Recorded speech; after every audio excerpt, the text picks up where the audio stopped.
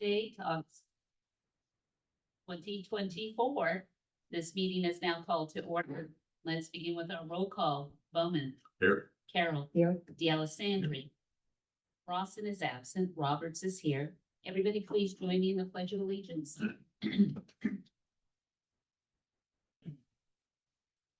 Pledge allegiance to the flag of the United States of America, to the republic which stands one nation under God, indivisible, with liberty and justice for all. Thank you, everyone. Okay, let's proceed into the agenda. Item B, the Sheriff's Report.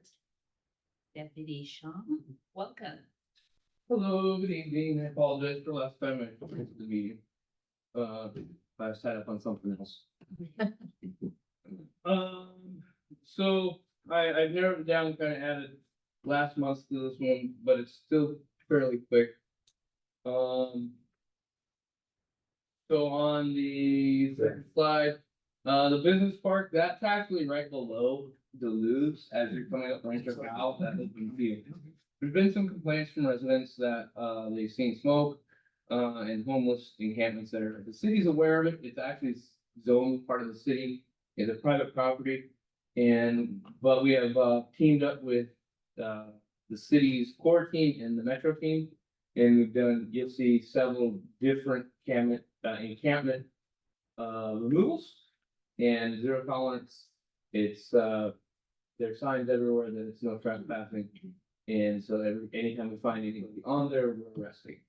So the city went out and they did a estimate. It's gonna be right around $80,000 to remove all the encampments permanently. So that entails almost cutting the roads and using a skid steer with just ground tanks and putting them dumpsters. We had a mental health call. Who pays for that? What's that? Who pays for that? It's city guys, city residents. And not the owner of the property.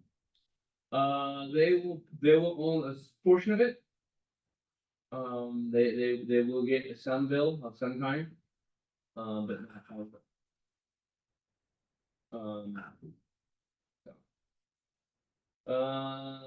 Then there was two neighbor disputes, like next two calls you see, it's basically saying street. They're arguing about voice and who. This neighbor disputes. The Sycamore Mesa was a petty theft. Somebody stole something off their porch. Which is odd because this isn't like it's a tract homes where it's right off the street and you jump out your car and zip up there and grab it and go. Some of the driveways are very unclean. I've walked them quite a few times and it's tired. Next slide. If you can remember the first report I ever gave, I explained that it was a very soft target up here. We were fortunate that I was able to recover everything pretty much. But a trailer was stolen with a side-by-side inside of it. The owner had no idea. It was just on a parcel property.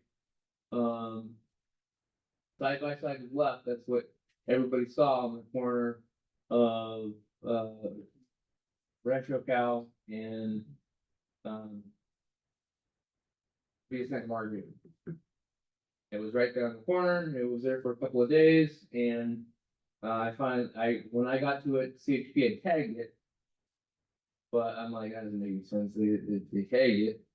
And he called the owner.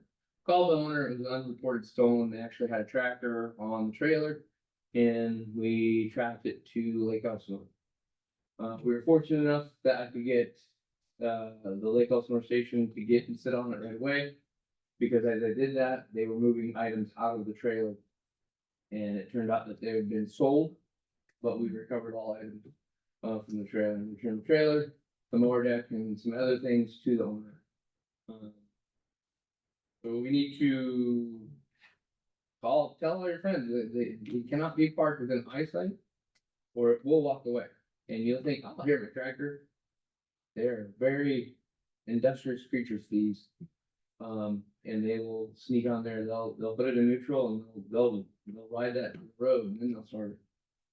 So you need to tell them to lock things up.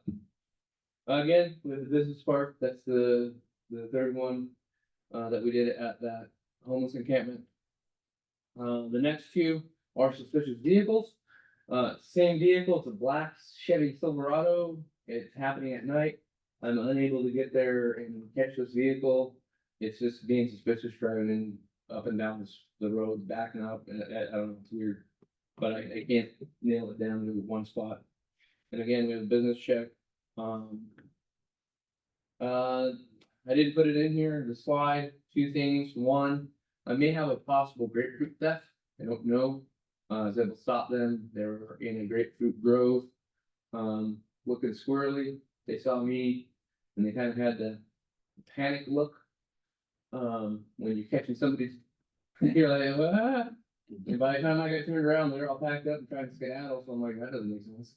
So stop them. The truck was full of grapefruit, but it wasn't boxed properly. It was like in banana boxes and avocado boxes. I'm like, it's possible that they're just, their story was that they're picking for their owner and they have a farmer's market in Fallbrook. That's not how things are done. So it could be a theft. I don't know. I couldn't verify with the property owner at the time. I don't know they have the proper licensing to be doing that, to moving fruit from place to place. So I have follow up to do on that. And then, last meeting, there was a family that came in and had problems with, some traffic. At Sandia Creek and El Prado. So the remedy was to just hammer it down. So I spent about 40% of my time there, just doing traffic enforcement along with CHP. It seems to have subsided, but that's where we're at there. We have responded to 2 locations for code enforcement. In communication with CAL FIRE reference evacuation signage, we are now at emergency services. So that's the ones who actually give out the message, the emergency services message. So we're in planning there. And in my travels this last few months, the golf course is under new management. And they seem to be very community oriented and want to be part of the community and do whatever they really can. With that, I don't think I have any questions for me. No. Questions? Two additions, John and I met with the people that came to the meeting about speeding. Yes. So we Please. spent an hour or so, and he's now taking that information and, well, you can tell what was the result after we left that meeting. Well, Very nice. that's where I put the 40%. I allocated 40% of the time basically to sit at that intersection. And, if they're stopping, but they're still not stopping. And you can tell the people that, we're gonna run it because there's more rubber on the road now. That's at the Sandia Creek part of. So, but they have seriously at least slowed down at that intersection.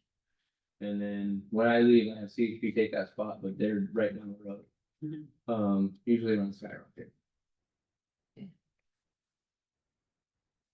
And then, the golf course, he gave me the part of the new owner, operator, whatever. He's the manager, the owner, it's a conglomerate really. I think he said that they have like 12 golf courses and 13 hotels.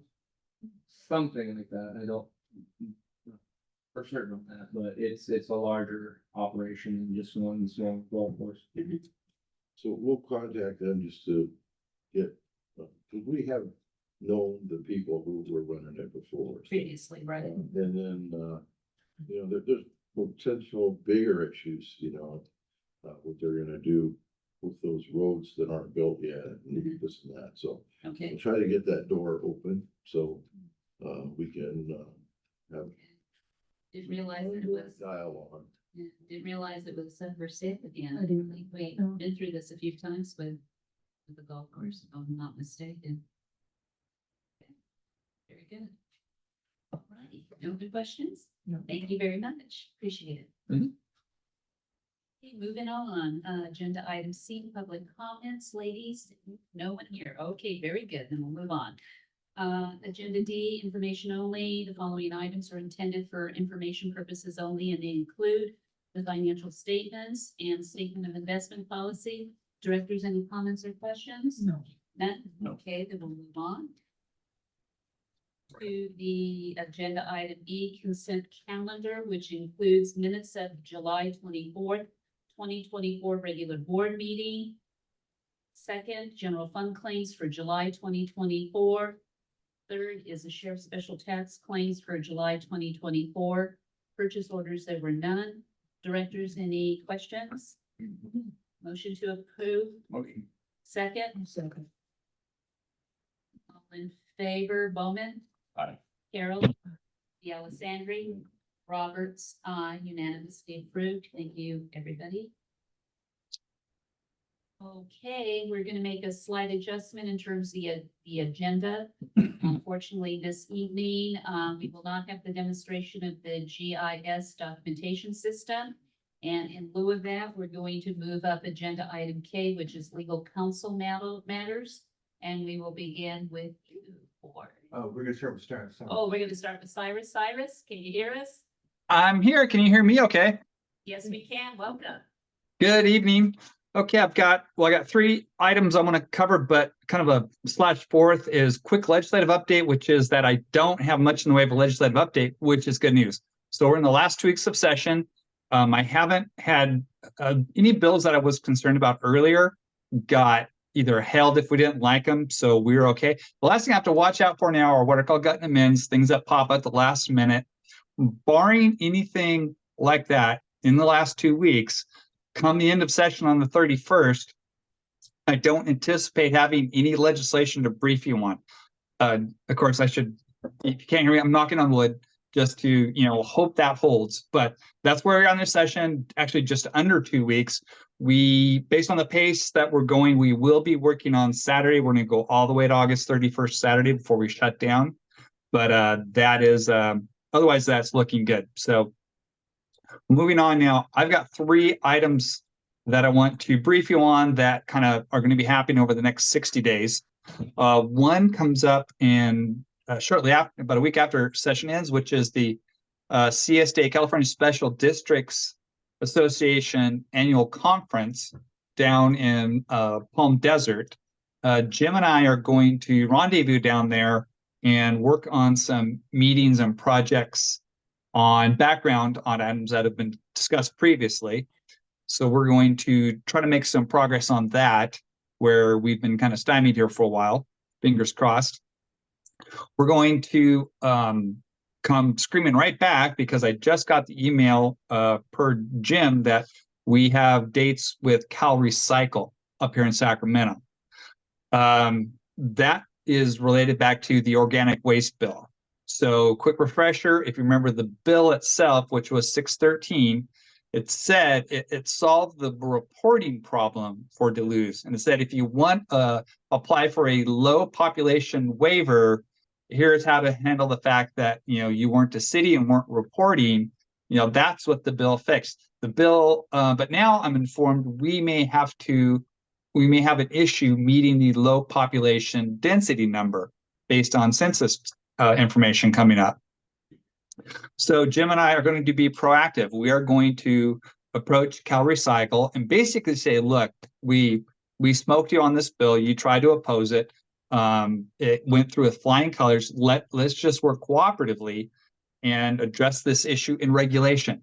And that is the expectation of the legislature anyway. In doing this bill, remember, they put a sunset in it. The expectation is Cal Recycle will revamp their regulations and fix this problem. Well, so we're going to be proactive. We're going to meet with Cal Recycle, and then if things don't go well and we do have to do another bill or seek another bill, we can then come forward and say, hey, look, gang, we tried. We met with them well in advance. We met with them proactively, but we're unable to resolve this issue. And that's why we need legislation. So if it comes to that, being proactive now, even though we're a couple years out, will strengthen our hand, in those, in that process if we have to follow it. So to refresh your memory, the waiver can be the bill can cover out to December 31st of 2028, but starting January 1, 2027, the department may, in its discretion, renew a waiver issued pursuant to this section. So our operative date that we're looking at is really January 1, 2027. If we have to run new legislation, we're going to need to have it in place by then, which means at the very latest, you run it in 2026, so that it would take effect January 1, 2027, but that's pushing it to the last minute. If it's really not going to go well, doing legislation next year is not out of the question if we have enough evidence to show it's not going to go well. But we'll have to see how this goes. But anyway, just know, Jim, we're being proactive on this. We're getting out ahead of this, and hopefully this is going to be resolved in a permanent manner in regulation, so we never have to have this discussion again. Last item is we have a date with Senator Sayarto for a community event. That's confirmed for I believe it's the 22nd, but Jessica, correct me if I'm wrong because I don't have it in front of me, but I think it's the 22nd. It's definitely the third. I heard a murmur. Did I get it right? Correct. You're correct. Okay. October 22nd. Very good. So we got that confirmed. We are now going back and inviting. We have made contact with Assemblymember Sanchez to invite others. So that is firmed up, and I'll be done in the district for that. So those are the 3 items that we have got in the fire over the next 60 days. All right. That's my report. Let me pause there. Clarification? Mr. DeLisandri asked me, Dr. DeLisandri asked me this yesterday. Are we going, when we're working with Cal Recycle though, are we more or less working under the umbrella of the senator? We're not going it alone completely, right, with them? No, right. No, we are. Yeah. Right now, this is just you and me trying to do good work, trying to say, hey, here's the right thing to do based on policy. We actually are kind of going into them saying, let's initiated it though. Wouldn't it be better if maybe he sent a letter and said, I've directed,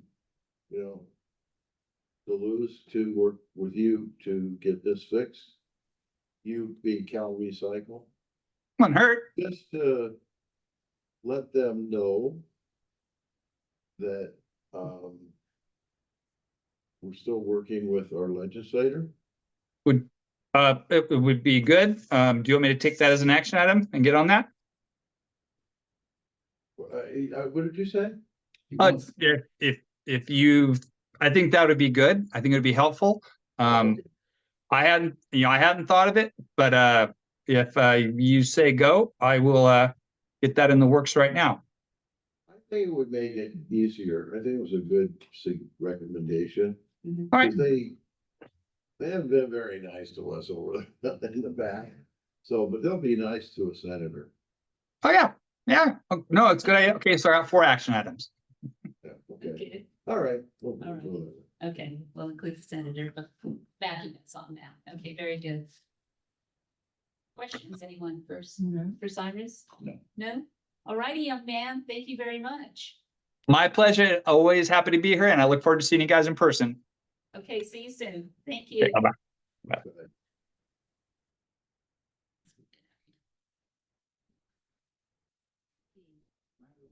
There's no change in the winery. There was an attorney general opinion that came out last month that is applying that there's now a new way for a board member to meet via Zoom. And that is through the American Disabilities Act. If you end up developing a disability that prevents you from coming to a board meeting, then that is now another extra way in which you can allow yourself To continue. allow the district to set up a Zoom call. And it comes with some procedural things with that, but if you ever need to, take advantage of that, we can work you through that. Okay. What are the rules again? If a board member can't attend the meeting, but can do it by Zoom? Frankly, the easiest way to do it is what we call the old Brown Act, which was always existed. You could telephone in if you put it on the agenda and you made your home available to the public to come in. And if you're meeting from your home or a hotel room, you have to post the agenda, when it comes out and allow, and nobody, all the municipal attorneys in our firm, nobody has ever heard of an instance where the public actually came into their hotel room or their home. So, that really is easy, I think the easiest way to do it, but there are, the AB 316 that we used to use that has been reauthorized, so, but you have to wait for a special and the governor's emergency declaration before you can take advantage of that. And then there's this AB I think it's called 2449, which, if there's you get COVID or another sickness and in advance you can't, there's a lot of procedural hoops to follow with that one, and you're only allowed to use it for 2 or 3 times during a year. So there's a lot of limitations. I can give you more information on that if you want. But really, I think that still the easiest one to use is the one that's always been available, and that's just put the address on the agenda at where the board members meeting from. You can use Zoom instead of a telephone. In the old days, it was call in, but since Zoom, we can Zoom in. That's my report. All righty, thank you very much. Okay, let's see, we're going to now proceed to agenda item G, which will be the culvert rehabilitation process. Raj. Hello, everyone. I hope everyone's good and happy. Yeah. Back to roads. Okay. And assignment 1 is almost over. And I'm going to give you a full representation of what we did. This is the location map, basically. Next slide, please. So basically what I'm telling over here is project is almost complete. And I will be showing you how it went through. Next slide, please. This is an existing, just a refresher, how it looked. Culvert 72-75. Half clogged, full clogged, quarter clogged. What street is that? This is Scranton. I couldn't remember the number of the street. Yeah, garage. Okay, so now this is how they look. Primary 72, 73, 74, 75, all 4 culverts are right here. And this is the present condition. Next slide, please. The guy is painting the outside, basically, of the pipe. Just a question, I'm sorry. Sure. Where's all that water coming from?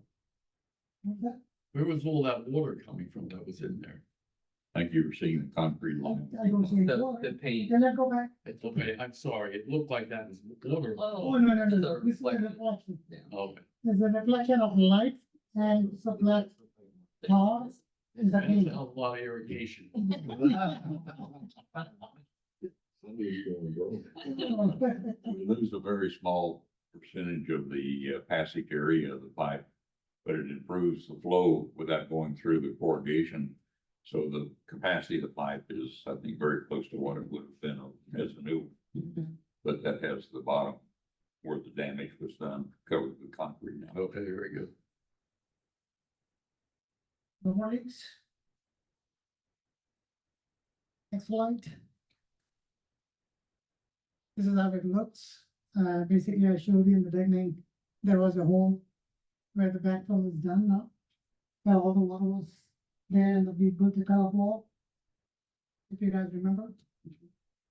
All right, so backfill is all done, site is ready for operation. Next slide, please. This is the outlet side.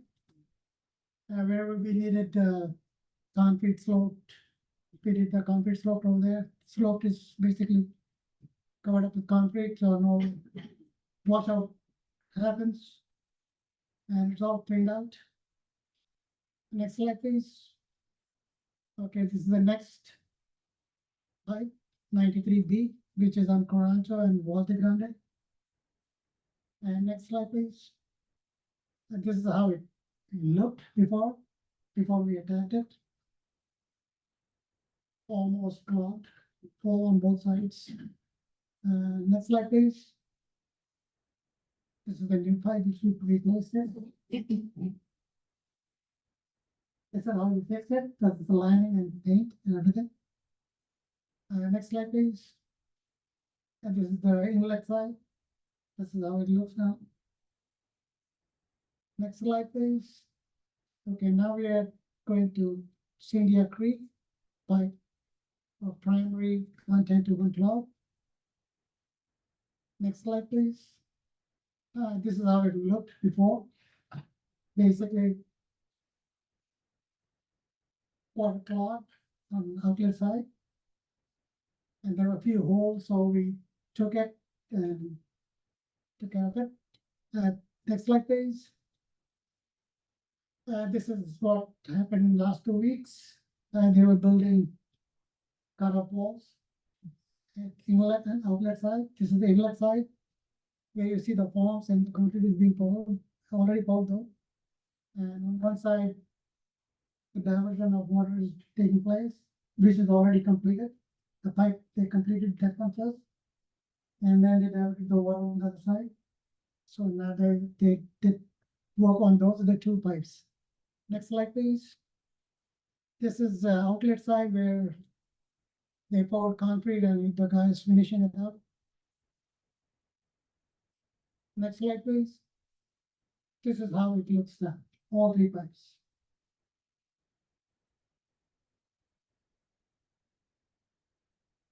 Next slide, please. This is the outlet side.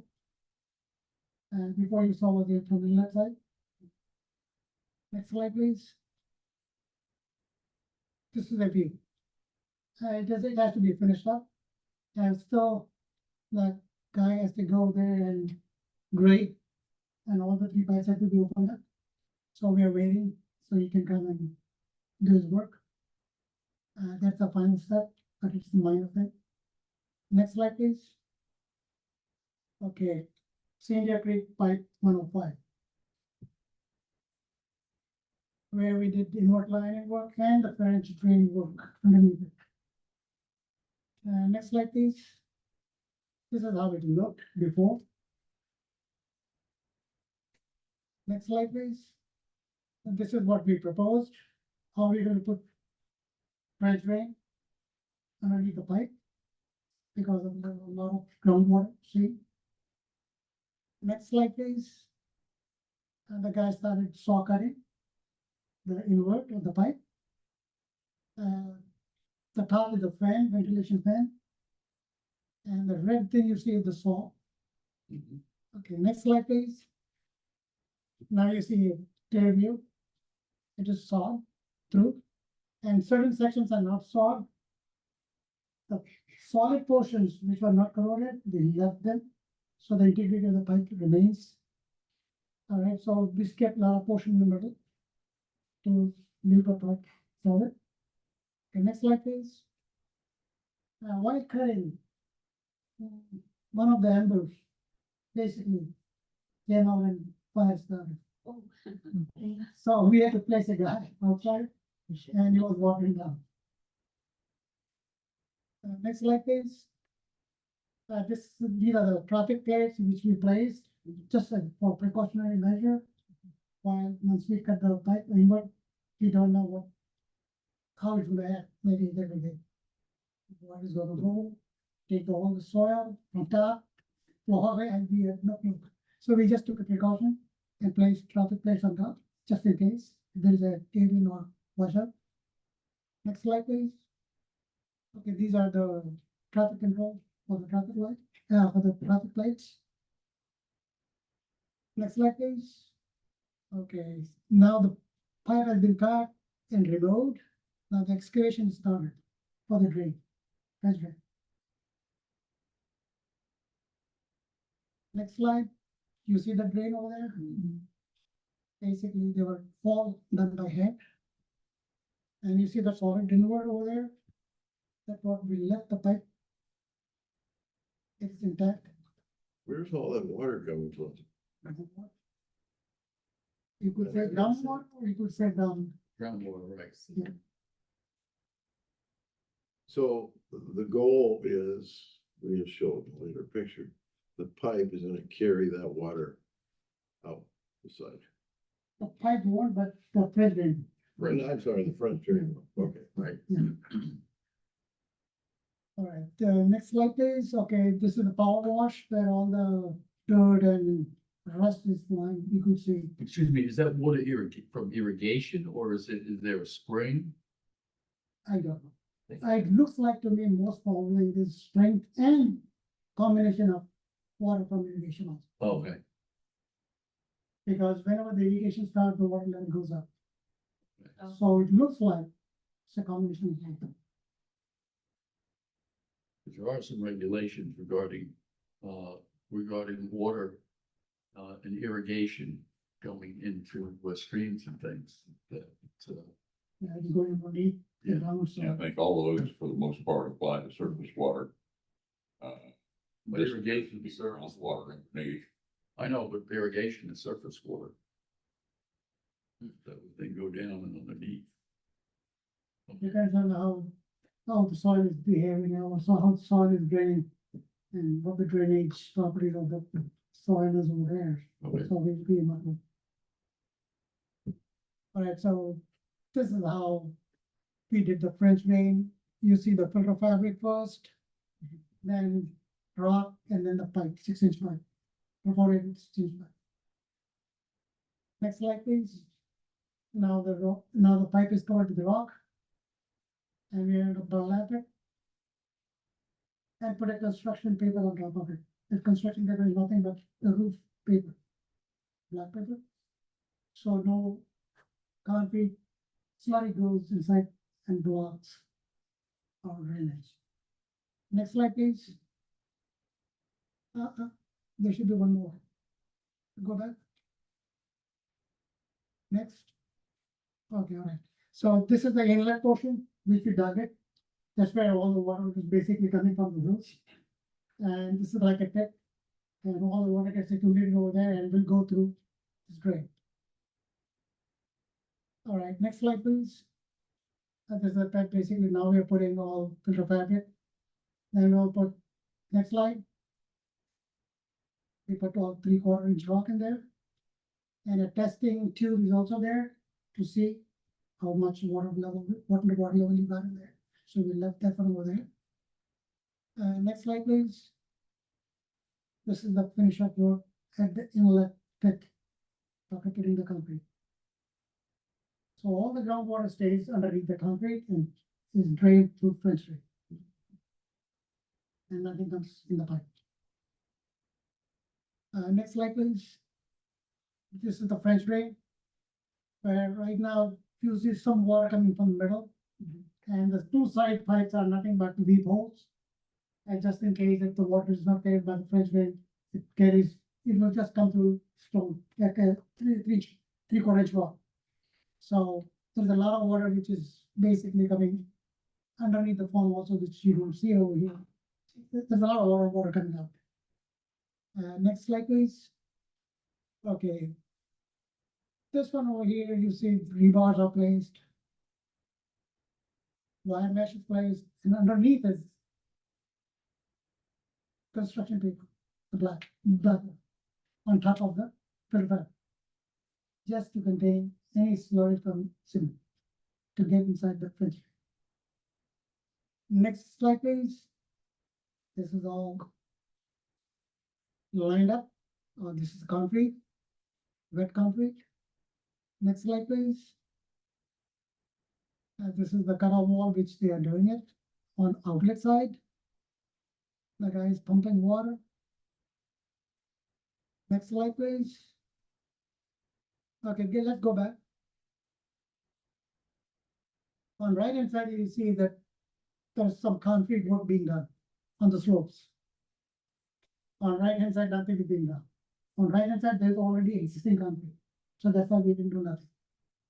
On left hand side, there was nothing, so no washout happens, so we decided to put slope protection of concrete. Next slide, please. This is all done. This is how it looks on outlet side. Next slide, please. This is painted. Just first coat, second coat has to be done. So we're waiting Uh-huh. to get cured. Once it gets cured, they will do the second coat. And when second coat gets cured, then they will do, then the work is done. How long did that, Well, we have 82 days now these days because somehow it is not getting cured. The guy goes in there, steps in there, it just comes up. So they're waiting. Next slide.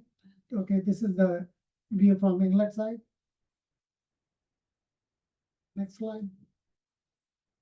This is how the outlet looks. And it's connected with the channel. Next slide, please. Any questions? On line work, color work? Yeah, then the next, this is almost complete. Yeah, this is complete and I'm waiting to start second assignment for this year. So, we've been looking at this in the committee meetings and, sure, committee reports on it, but, just to simplify and make sure everybody's on the same page. The next step, another month or so, is we're gonna jump down to, it's 3 drains, right? That are 36, 30. Okay, that were high up, they were the highest rating. So we've been doing the highest rated, the most, what would you call it? Go ahead. Is it the most conservative? Yeah, okay. Yeah. Of the 48 and up.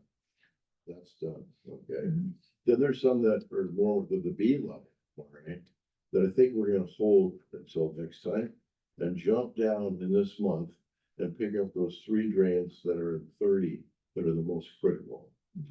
And, then we've got to finish along Sandia Creek.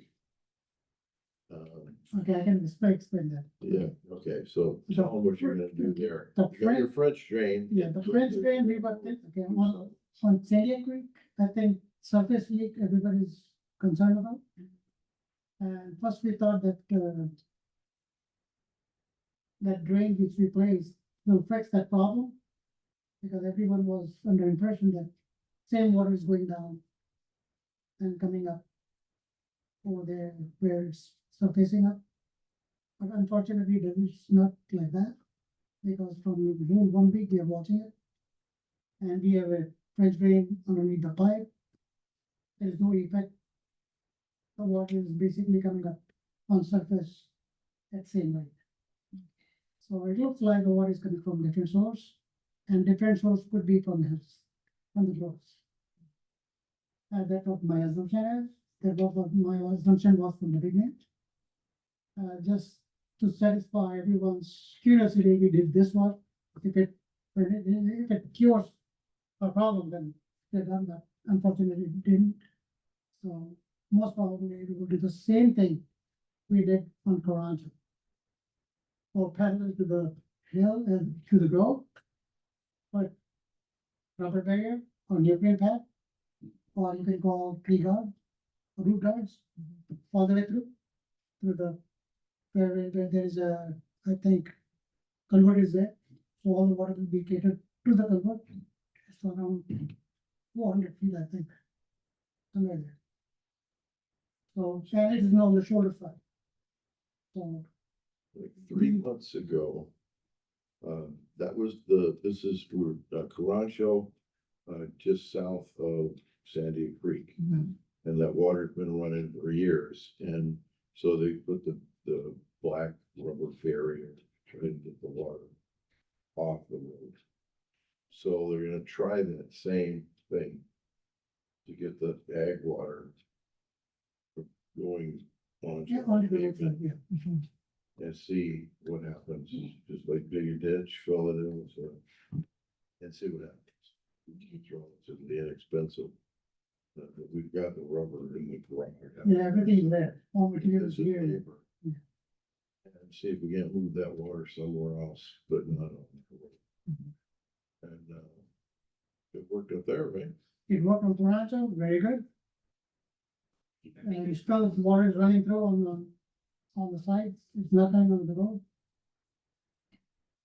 And then that pretty much completes our seasonal project, unless some other Mhm. emergency things come up, that could happen, but, we have to get this knocked out and, pick up next time. We can't do this in the winter. No. Right. Anyway, and then maybe at the next meeting, we can show not only do we do pipe work, but like that Carancho thing, and there's other locations that have been headaches for a long time. When it rains, it's, There are, certain Yeah. intersections, certain areas flood. And so we've been using the crews and the contractors, it's kind of a like, okay, you finish that, now come over here, we wanna show you this and see if we can get this fixed. And quite a few, and I tend to forget about those because they've been spread through the season. But I think, not only will these pipes run, obviously, they're gonna run really good, okay, this rainy season. But a lot of other places should, be, in better condition. oh, yeah. And they're spread all over the district. They're mainly like resident complaints. Mhm. How come my intersection flooded, my driveway's flooded, blah, blah, blah, blah.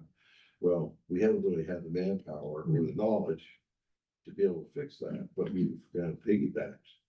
And so I think that's gonna pay off. I know, I can think of a few residents, like at the women's club, that knew about those fixes, right? And so, this winter, I think they'll be much happier. Yeah, I think the important thing here is we now have a planned maintenance program to take the worst ones, get those fixed, move on to the next ones, and the good part of that is the worst ones aren't the worst ones anymore. The ones that weren't as bad become the worst ones. Right. And it'll take some time to get through the district to replace, or in some cases, it'll be a replacement or modify these as we have the larger pipes. But we're in so much better condition now going into this winter than we were last year. And each year it'll get a little better as we get these done. And the project shouldn't be as large following this next phase. We're down to smaller pipes and less inconvenience to traffic as we get off onto the smaller roads.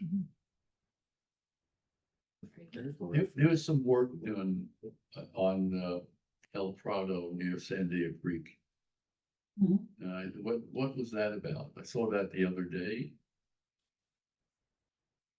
On the drains, on the. So I drove by it as well, and I was actually gonna bring that up to him after the meeting, cause I saw it, and it looked like they were just building a driveway to their property, but then it looked like they were doing some work to the culvert as well. I saw that.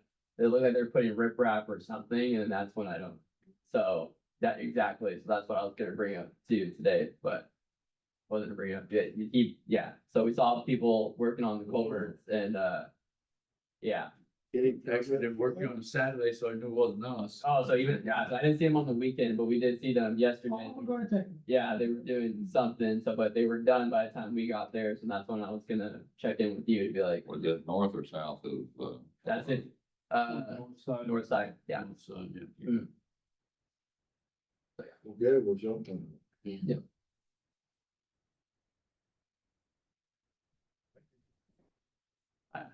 So we gotta find out, we're gonna find out. All righty. Any questions on Any culvert? questions? No. No. Okay, I'll give you just update on why Vaquero washout. Next slide, please.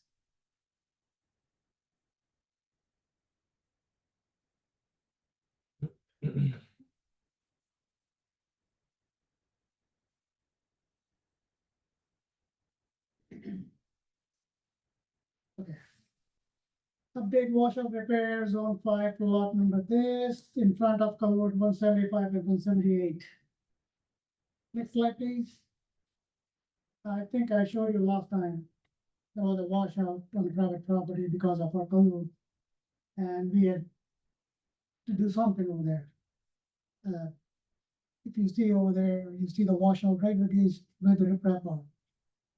In the photo. And basically it is all along the vertical side. Next slide, please. This is our approved it, we sloped it down. So there will be no washout the way it happened last time. Next slide, please. This basically, Aku was busy doing something else, so we hired contractor. Tell him, he placed all the riprap on the slopes, so no erosion takes place. Or minimize the riprap, minimize the erosion, basically that's what I'm saying. Next slide, please. He's placing riprap still. Next slide. This is right at the end where property owners culvert is there. So we placed riprap to that right away and excavated whatever we could do on our side. Next slide, please. This is the riprap, the way it is placed. And we informed owner also. So we should go and excavate the rest of this channel so the water can flow through. Next slide, please.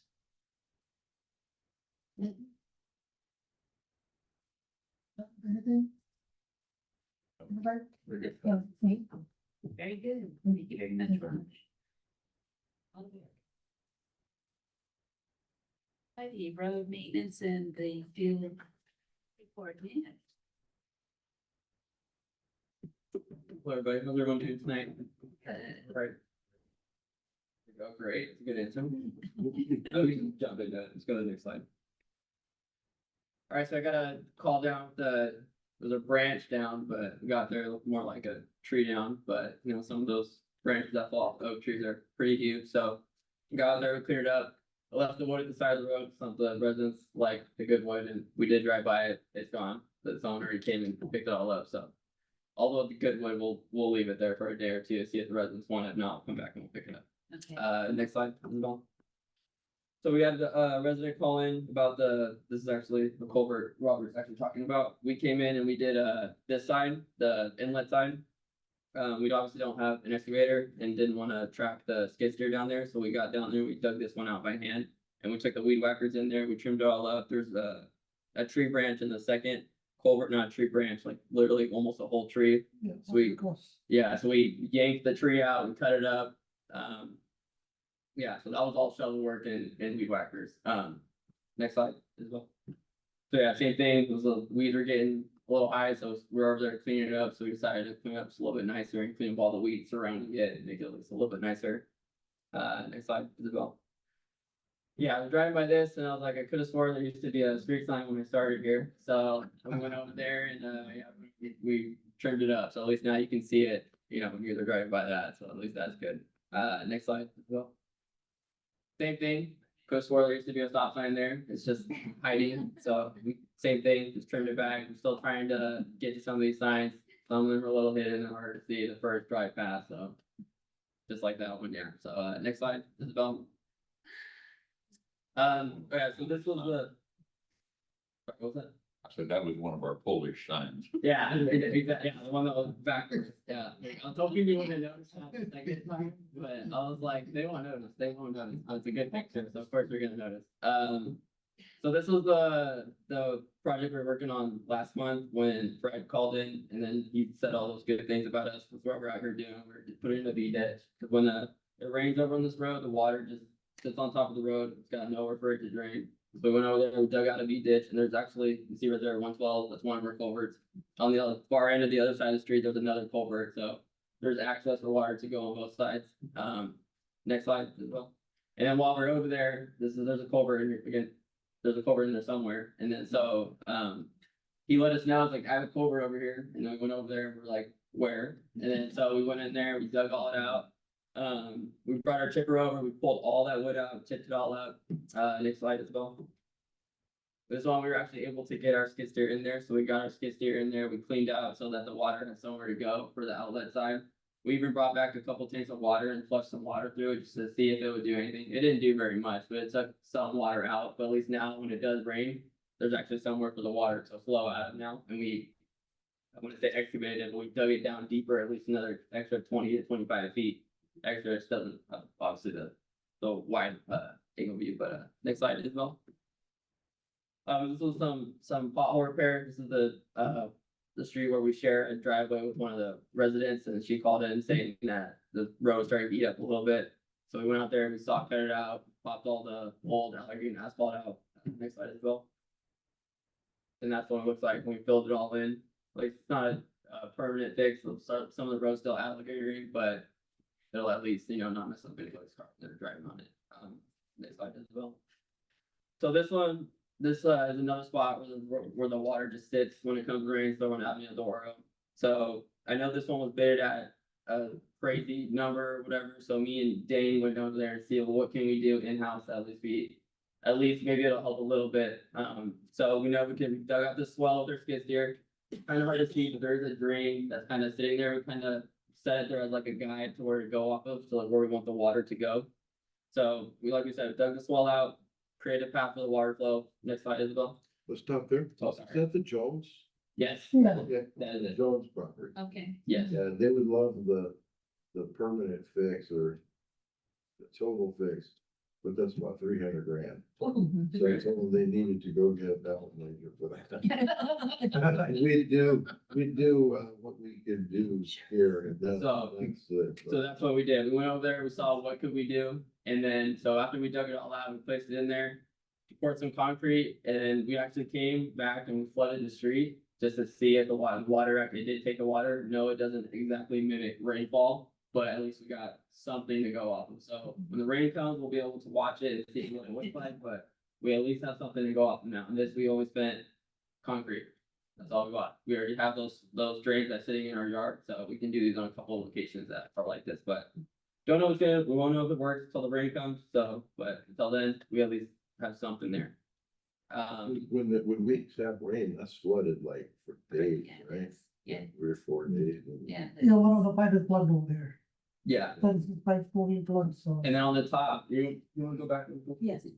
And on the top where we put the drain, you're not gonna be able to tell, but where all the rock and the concrete was, it was all starting to get eaten up. So we filled it back in with some old rocks and with the extra piece of concrete, filled in all the voids with extra concrete and dirt, and then we poured it all over it. And so, yeah, we'll see how it looks when the rainy season comes in a couple months. So, now I'm ready. So I'm presenting, obviously, I didn't want to do any mowing presentation, so that's all I've been presenting the last couple of months. So, but this is our update or map of what the mowing that we did have done. So all these roads, we either took the mower over there, which is 80 to 90% of the roads, and then there's some roads, some side streets where they're just side streets. So some of the residents, they do, they do take care of some weed abatement, so that is nice, and it's a little bit less work for us, but yeah, so that's as of today, what we have complete, either taking the mower over there or the property owner is taking care of their weeds, so. We at least have something to go on next year, we'll get a better jump on it, we'll have a lot more of it done, and we'll have a better process, and we'll get ahead of it, but that's what we got done with the 2-man crew, so. That's what we have done today. Next slide, go. I was gonna show you guys the update of the GIS, Yep. but, so just going forward at the end of my presentation, I'm just gonna start putting in just a little screenshot of our GIS, so just gonna update, basically it's a number of like how many things we completed throughout the month, and it's just a quick little summary, because like when I make my presentation, you guys wanna see like 8 to 12 of the things that we did, but we actually did like 30 to 40 things for the entire month, sometimes even 60, so it's just like, so I'll start putting those in, but other than that. Well done and very creative as well. Thank you. And did you some weed abatement? I did. I was hoping you would notice. I There we did go. notice, Good. thank you. Yes, ma'am. Got it. Well done, guys. Thank you very much. Okay, agenda item I, committee reports, engineering. Well, as always, Rod and Nick, took the load off of me, and you've seen our engineering meeting here in the last, half hour or so. So really nothing more to report. We met on the 13th last Tuesday, and, just really an update to what we did then. Again, well done. Yeah. Really, a lot of work there. Thank you very much. Okay, let's see, finance. We met yesterday, and, there were a couple items that, I'd like to mention. I think you saw that the interest rate, for late this month is about 4.5. And, the yield that we've been getting is, just slightly more than 5%, 5.1, 5.2. So we've decided not to, roll over the, investments that come due in September. This will give us some more cash. That'd be about $1 million. Since if we put that in place, we're gonna be getting about the same percentage and have access to it, where we wouldn't have access with the treasury bills. The other thing we talked about was, there was one other thing that I wanted to mention.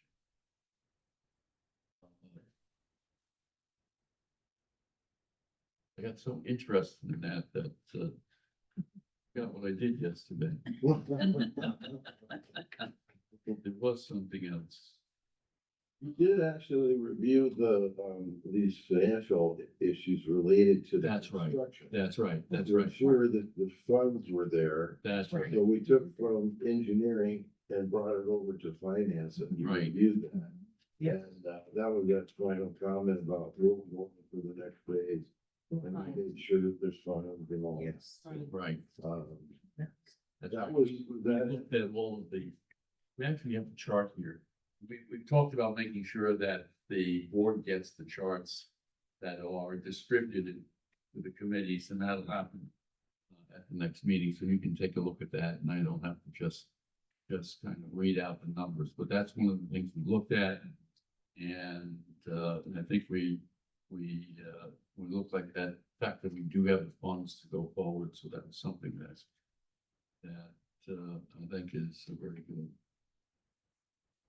And that, I think, is about I think it. that's, no, it was mainly discussing what we're going to do for the rest of the Right. month or so that we have left. Oh, one other thing.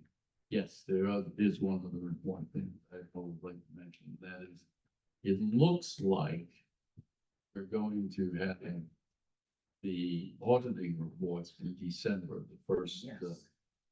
week in December at our annual meeting in December. Mhm. So, The looks like- early meeting. that's right. So it looks like we're on target. And, that will be a first. I don't think I've ever had that in the same year as the report is responsible for. So that's really very good, very good. I think it's a good time, like a tradition, sort of having that always at, the inaugural meeting. It's Yes. every other year, potentially new board meeting, remember? Could we go a whole year and nobody even knows who the auditor is? Now, we call them and talk to them. They really are part of our staff too. We pay them, nice, good money. And they're a resource, because, I pick up the phone at least twice a year, call Paul, the big guy, Yes. about something, we need information on.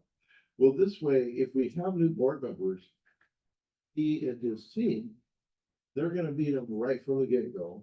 And you know how Paul gives his little, statements, they hear that. And about what the financial condition is of the district, that they're going into 4 years of working with this district. It'd be kind of nice to know what the financial condition is. Starts them off. And Robert likes to have the report done at a certain time. It just always has to be. And if they gotta work to midnight, that's when the report is presented. So I think it'll work out. good for a number of reasons. And then these new board members, instead of waiting a year for these people to come in and tell them the financial condition, they hear it right at the get-go. It's a good idea. So I think it'll work out good. Okay. Robert wanted it in November, but we conned him into December. There is a potential issue, which is that if both committee members are, not going to be reelected, then you don't have the finance committee, reviewing that for the board. That's the only issue that you may run into down. Even if committee members weren't elected, their farewell is at that meeting. So the 2 weeks before, like when I first started here, we had board members like the president rolled off. But they have that transition period between November and this first meeting in December. So the finance committee, I think, would. Oh, no, because you need to do that before. That's right. I guess we could do that. Is if that were the case, we would have the audit report become item 1 under the whole board. The new boards be sitting there. Right. Right. And then have the outgoing finance committee give their report. Right. And then, yeah, then the That would be old the way to board, do it. yeah, the old board would approve and accept it. And then we do the swearing in. And all board members are off to vacation.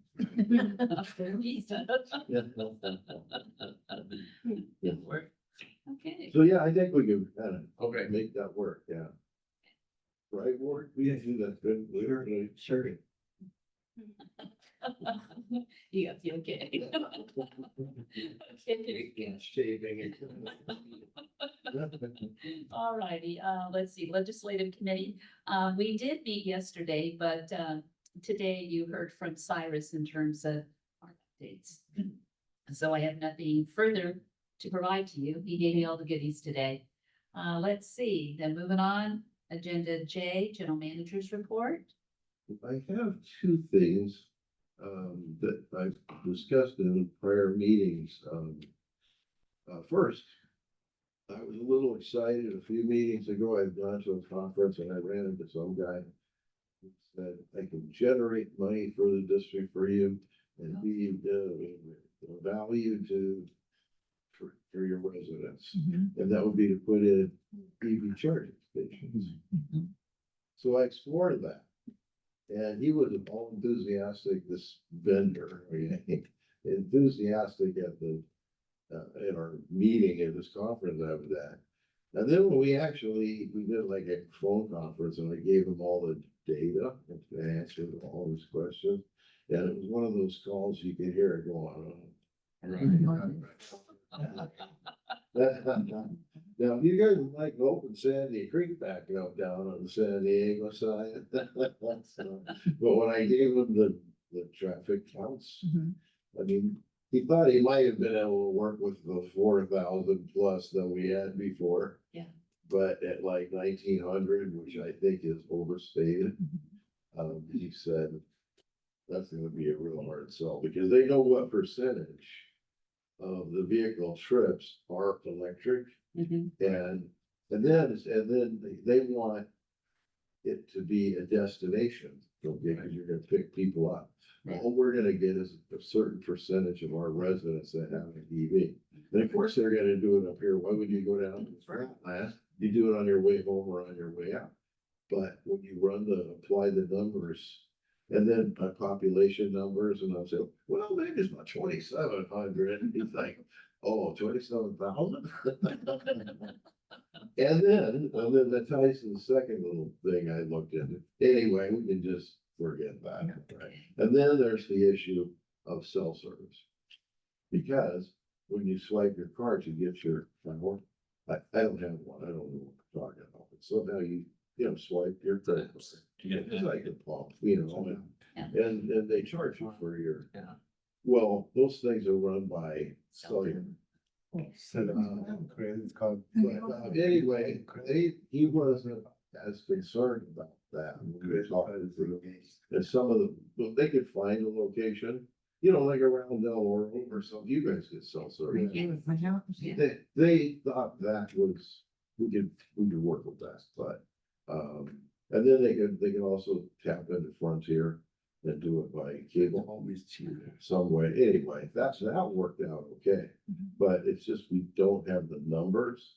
And so we wouldn't be able to get the grants. Because you go to the federal government, they're giving them away, they want this done, right? But you've gotta meet a certain standard for them to pay for it. Then we would have to pay for it, and then it wouldn't pencil out. So anyway, we just went circling on that. But speaking of, cell service, we talked a couple months ago, I can't remember, that, you know, maybe we need to, it's not within the confines of, you know, our charter or whatever, what we've been delegated.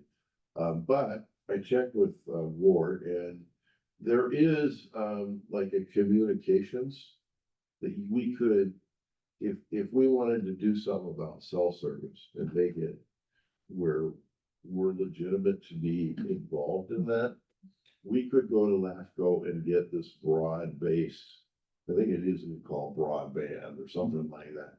And, we could get into it in one form or another, but just looking into it is questionable.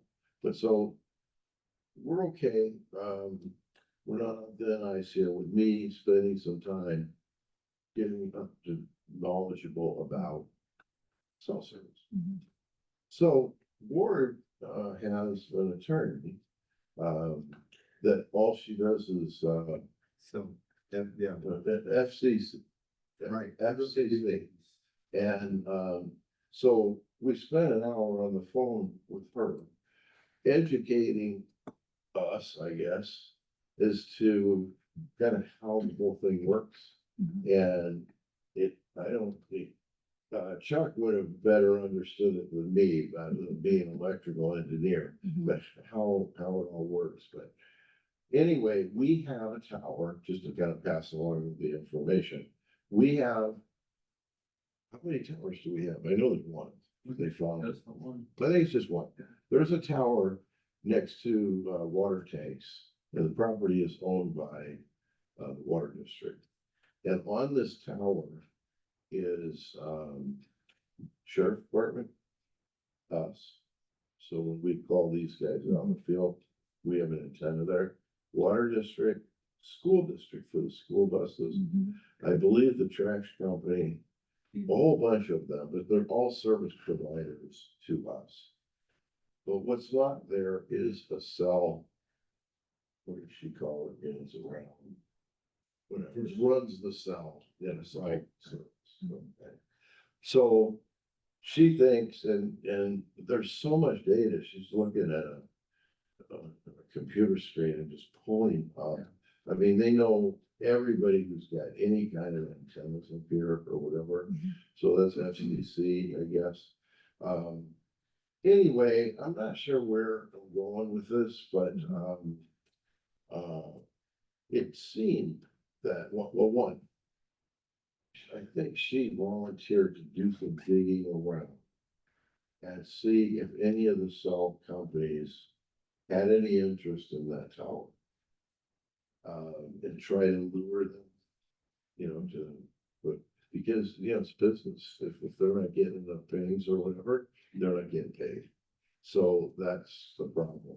So, but it's worth a look, and I think I have to get back to her to ask her if we can do that. Maybe go one more step. But one thing that seemed possible is you can use repeaters off of like Temecula, Marietta area, using like our electric pulse. Right. So you wouldn't need the cell tower, but you could improve the signal that you're getting right now by having, like, so our primaries, okay? What if we put repeaters on Edison poles on the primary roads to draw the signal up from the flat line? That, in the course of the conversation, seemed like possible. You know, and of course, if we could just get one of the cell companies to put that cell thing up there. The problem isn't solved because it's the canyons, Yeah, that's. but what I'm the saying. fact that like Sheriff and all, and you guys. Pretty good service off that tower.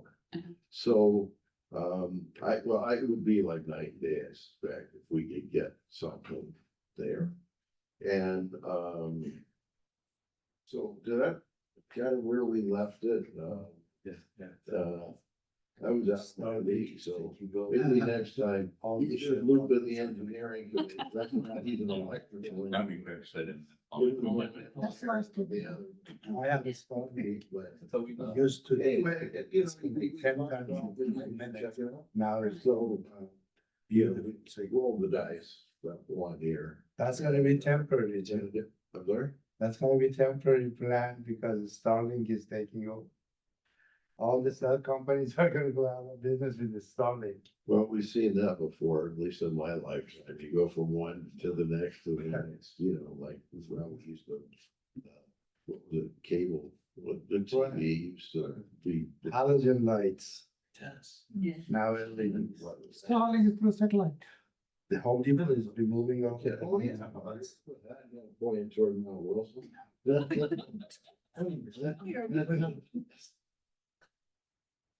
I can't think myself. I'm just concerned because I can get.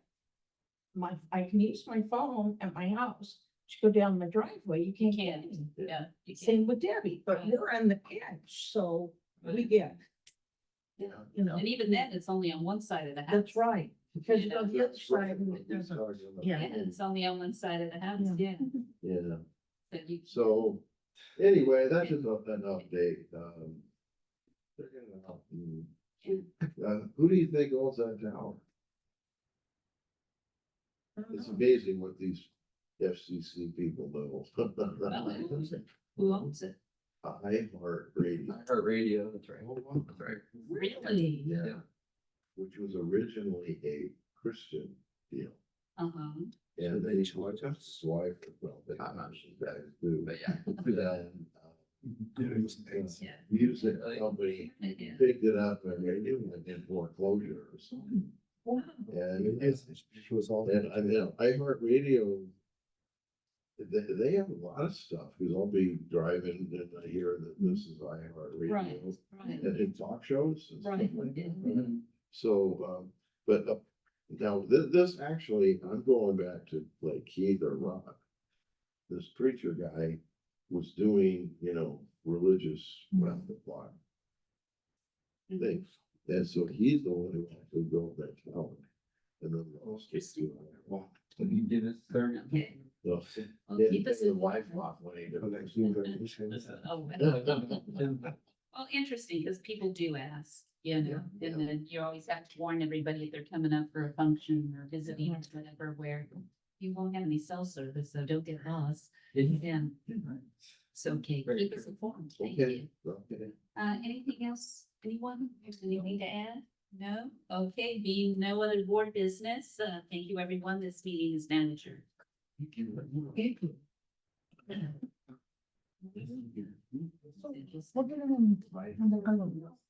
Yeah, we drove